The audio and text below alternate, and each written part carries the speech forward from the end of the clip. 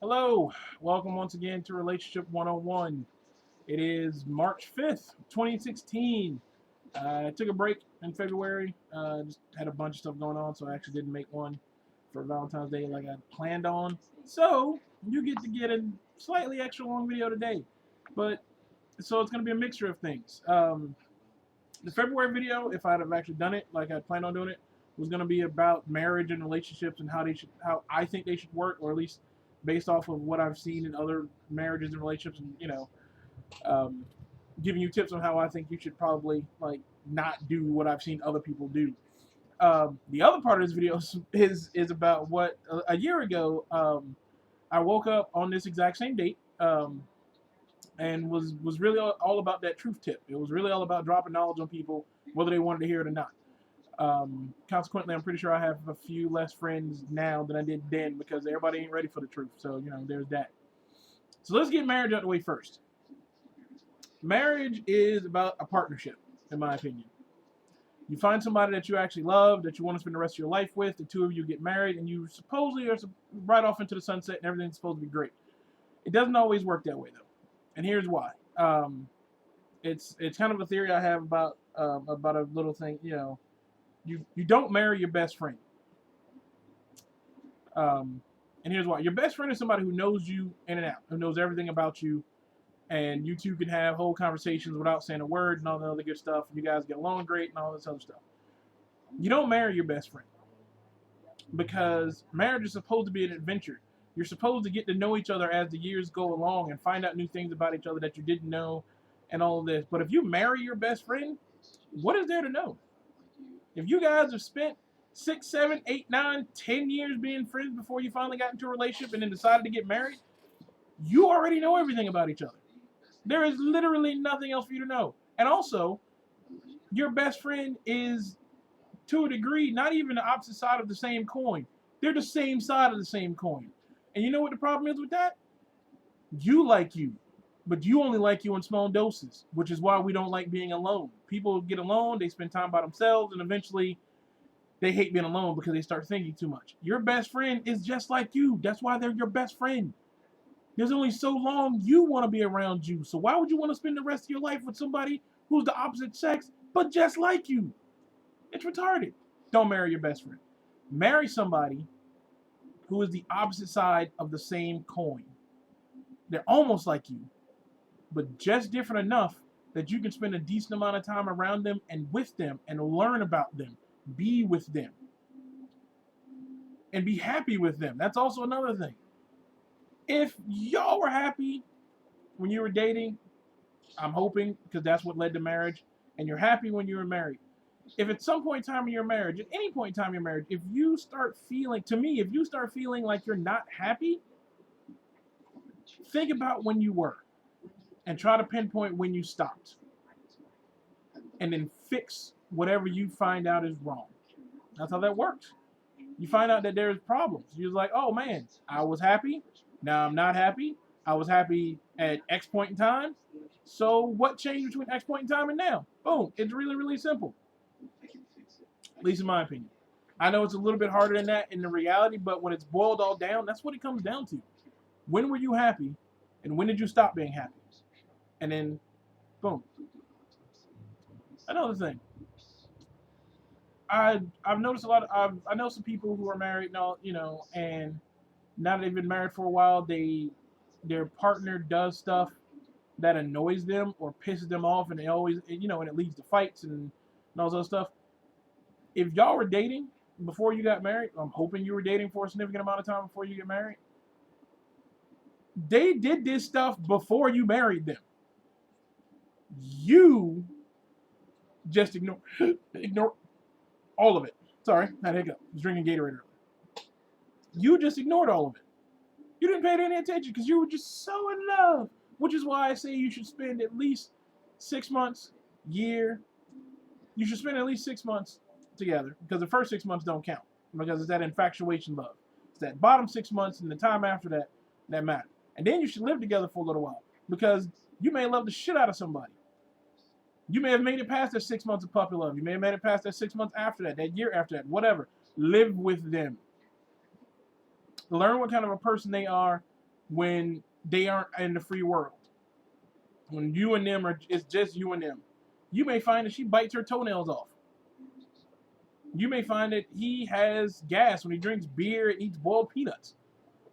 You didn't know these things till you lived with him. And now that you're married, though, and you're living together, shit. You're stuck with her biting her toenails off with her feet, off with her mouth, and then wanting to try to kiss you. And then he's sitting here farting so bad that you're thrown up in bed. These are not things you want to live the rest of your life dealing with, but it's kind of late now because you're married and y'all got all kinds of shit together. And nobody wants to get a divorce because it's expensive to get a divorce in America. It's just like getting sick. So don't do it. Sex when you're married.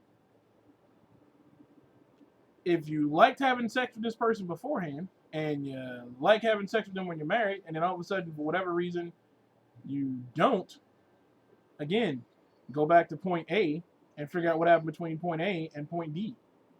See what I did there? And that's really how that works. Now, granted, I know there are extenuating circumstances with some people about why their sex drive goes down and all this other stuff. Again, these are things that hopefully you knew before you got into the marriage so you can actually be okay with them. So they're not like detrimental after the fact. You're just like, holy crap, I didn't know this. If I'd have known, we might not be married right now. Too bad. You're married now. Learn to deal with it. But you know what you don't do? What you don't do is you don't make your significant other feel like less of a person because their sex drive may be down for whatever reason. Just because they don't feel like always having sex doesn't mean you should make them feel any less sexy. And this goes for guys and for girls. Like, don't do it. Just because your girl doesn't always feel like ready to have sex and something may be wrong, doesn't mean you shouldn't buy her something sexy to wear around the bedroom. Because you never know. Putting on lingerie might actually help. Because sometimes things are just a chemical imbalance in the brain. It's a thought process. Lingerie is like a placebo. You give her something sexy to wear, she's going to wear said sexy thing for you. Next thing you know, y'all are having sex. It's amazing how that works, isn't it? I don't know why some people think 2 + 2 = fish, when in actuality it equals 4. Stop being a dumbass. Sorry. Working toward this whole truth point, and it's getting real. It's building. So people just need to stop doing stupid shit when it comes to being married. Just like I say, stop doing stupid shit when you're in a relationship. Okay? When you're in a relationship, you and the person you're with should be 50-50. It should be an even deal. You should not feel at one point in time that you are higher up than she is or whatever. And even if you are higher up than she is, pull her up to where you are. And if she doesn't want to come up or if he doesn't want to come up, maybe you should think about that. The person you with ain't trying to do better with life, and you need to do better without their ass. That's just how that is. That applies to marriage. Well, when you're married, I feel like you ain't got no choice. Because personally, I ain't going to get married but one time. And we work in everything out. And I mean everything. Unless you attempt to kill me, it can all be worked out. Everything else, we can figure out some shit. We can go to counseling. You can sleep in the opposite bedroom, whatever. And then we'll eventually work this shit out. We'll just be mad, then have some angry sex, and then be okay eventually. But we going to work it out. But when you're in a relationship and you're just dating, if they ain't trying to come up when you trying to come up, if they ain't about that grind when you about that grind, if they ain't about the paper, about the hustle, about the cheddar, about the cheese, about the money, the Skrilla, the Benjamins, whatever you want to call it, if they ain't about it when you are about it, what's the point? You trying to better your life, you trying to be a better person, you're trying to grow up and be an adult in life, and they're not. Yeah, it's fun to go out and have a couple drinks and party. But if you're doing it every weekend, blowing your fucking check and then struggling to pay bills, gets the fuck on. I'm trying to pay my bills and have a roof over my head and have my lights on and pay my car note and be an adult. I'll party at home. I'll invite a couple friends over. We'll have a couple beers, watch a movie, whatever. I ain't got to go out to the bar every weekend. And if you feel like you got to, then there's something wrong.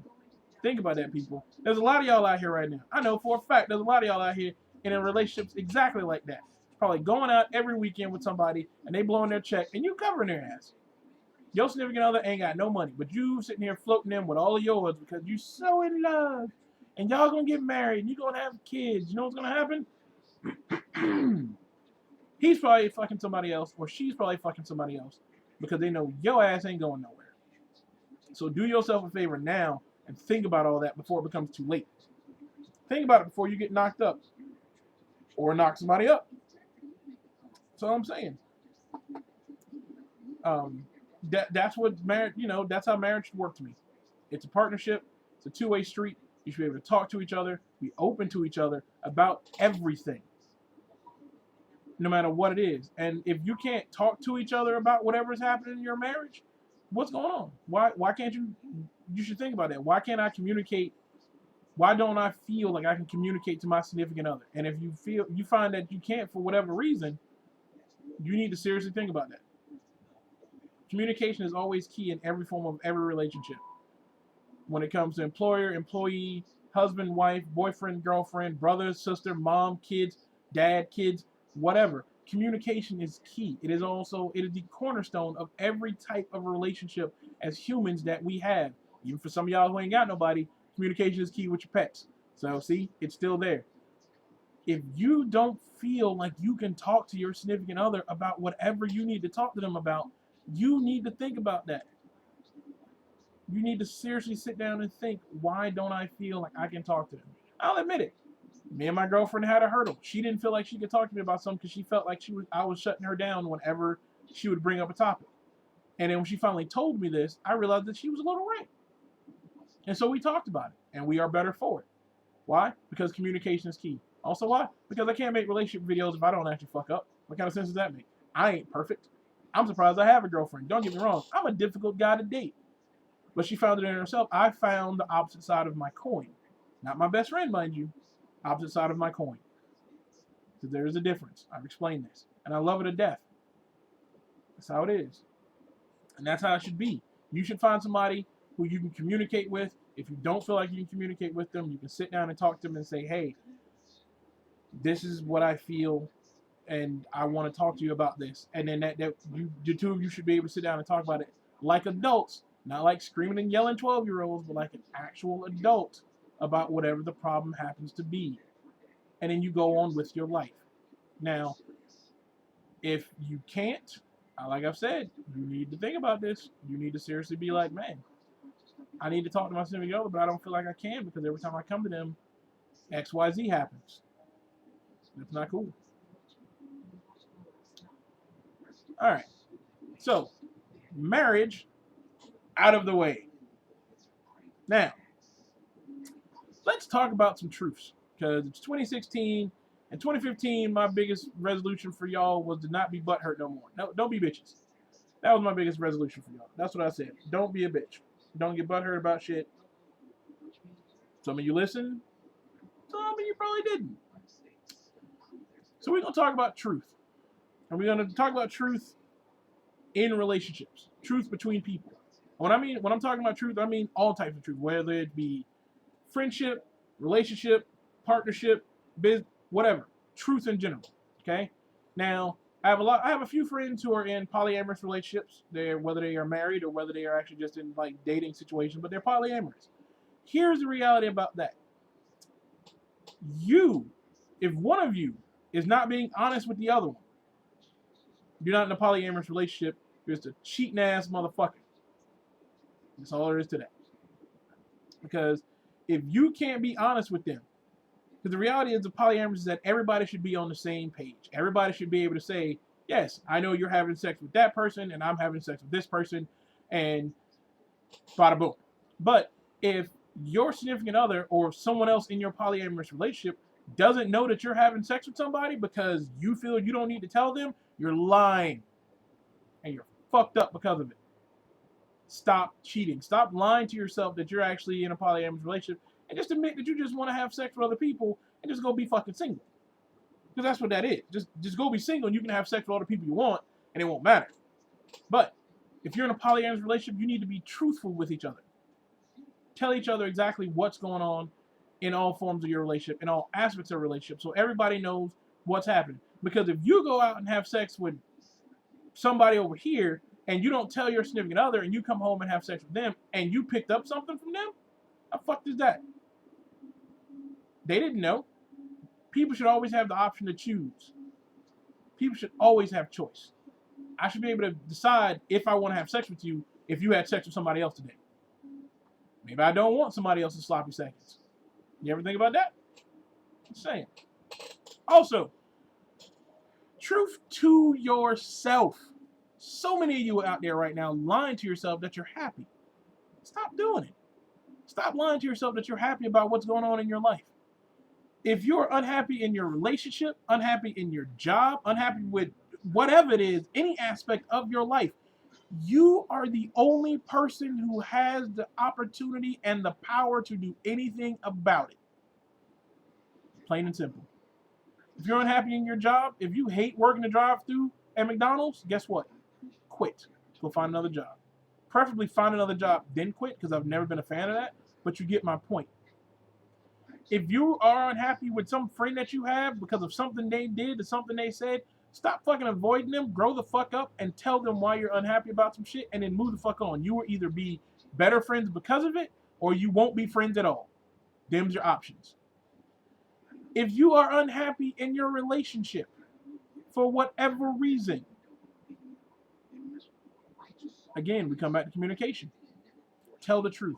Tell your significant other that you are not happy, because they might not know. And if they do know you're unhappy and they don't give a shit, that's even more reason you need to get the fuck on. But stop lying to yourself. Stop lying to yourself that your relationship situation is actually perfect. Okay? I talked about long distance relationships and how I don't think they could work, even though I know they can to a degree. But people have to be willing to put in the work in order to make them happen. But the reality is, 9 out of 10 times, though, long distance relationships aren't going to work because everybody involved in them are not happy. Somebody on one end or the other is usually the one that's fucking lying about something. Granted, in this day and age of everything, you can track Skype, Snapchat, Twitter feed follow, Facebook stalking your significant other all you want, but that doesn't change anything. If you're 3,000 miles away and you see a picture of your girl or your guy at a club with some dude or some chick hugged up next to them, guess what? Ain't shit you can do about it tonight. And if you're not happy about that fact, you need to say something. You need to decide, am I going to stick out this relationship until we eventually get together, whenever that might be, because for all you know, it can never happen. If you are in a long distance relationship and every time you talk about the two of you getting together, him moving to you or you moving to him or whatever this case may be, it always gets put off or the subject gets changed, think about that. They're avoiding the conversation. They're avoiding the topic. They don't want to talk about it because they don't want it to happen. They're never going to fucking commit to being with you fully because they don't want to. Most people want their cake and they want to eat it too. That's just the reality. You know you do, so why would you think nobody else does? Huh? So, stop being an idiot. I know it's kind of harsh to say that. Stop being a moron. Do right by yourself. Because the reality is you only have one life to live. Why do you want to spend it being fucking miserable? I don't. I'm not. Yeah. Are there aspects of my life that can be slightly better? Sure. But you know what though? I'm doing shit to change those aspects of my life. Mind you, they have nothing to do with my relationship. Let's go ahead and make that clear. Because my relationship is actually working really well. It's other shit. But guess what though? I'm going to change them because I realize I am the only one who can change them. Just like you need to realize you're the only one who can change whatever is fucked up in your life. Piss or get off the pot. So my dad used to tell me. As a kid, I never understood what the fuck that meant. It was just a weird analogy to me. And then I grew up and became an adult and I realized piss or get off the pot was one of the most important metaphors my father has ever laid on me. My father may not have dropped a lot of knowledge on me, but when he dropped that one, I'm thankful for it now, even if I didn't get it then. And I'm giving it to you now. Piss or get off the pot. Relationship, job, any aspect of your life that you feel like is shit, do something about it. Stop being sad. Stop being unhappy. Stop being miserable. If you don't like the fact that you're overweight, go to the gym. If you don't like the fact that you're alone, find somebody. Put in the work to find somebody. Stop doing what you do all the time and change your routine. If you're unhappy because you're single, stop spending 4 hours a day somewhere that's other than being at home. If all you do is sit at home before you go to work, and all you do is go to work and come back home, break the routine. Go out. Go do something. Go intermingle with people. You'd be amazed at how quickly your life will change. If you're unhappy with any aspect of your life, if you live with roommates and you don't like none of them motherfuckers, stop living with your roommates. Take a step back. This is what I want everybody to do. Take a step back. Your next day off, your next free day, And I know a lot of you are just like, oh man, I don't have no free days. I don't know when I'm going to make the time. Because this is your life. And if you aren't enjoying your life, nobody else is going to enjoy it for you. So you might as well start doing it. Take the time. Take a day. Take a few hours. Take at least an hour. Think about your life. Write down the pros and cons about your life. And think about which one outweighs the other. If you sit down and you write down the important facts of your life, and I mean the important, don't write down minuscule ass bullshit about your life. Stop doing that. Don't minimize your life. Write down the big shit. Write down your relationship, write down your job, write down your friends, and then start breaking it down from there. The pros and the cons. If you find out that one weighs the other one more, and you're not happy with that, change that. That's the aspect of your life that you need to fix. If you're not happy because you didn't go finish college, guess what? Go back to school. If you're not happy with the car you got, start saving money so you can get a better car. Start saving money so you can get a better house. If you don't think your job is giving you enough money to do those things, guess what? Find a better job. They're out there. Trust me. And I know right now everybody may think that there ain't a job to find and all this other shit, but go out there. Stop thinking you're better than doing other shit. Because you still got bills, you got dreams, you got aspirations, you got shit you want to do with your life. Start being somebody in your own life instead of just being along for the ride. It's your life. That's my truth. That's what I gotta say. That might not be the best relationship advice. I think it is, though. Stop being a passenger in your own life. Start being a driver. Be somebody who you can be appreciative of. Be somebody you can be happy with. Because it's all about your life. When it's all boiled and said and done, you got to be happy with you. Whether anybody else is happy with you or not. I'll talk to you guys later. Peace.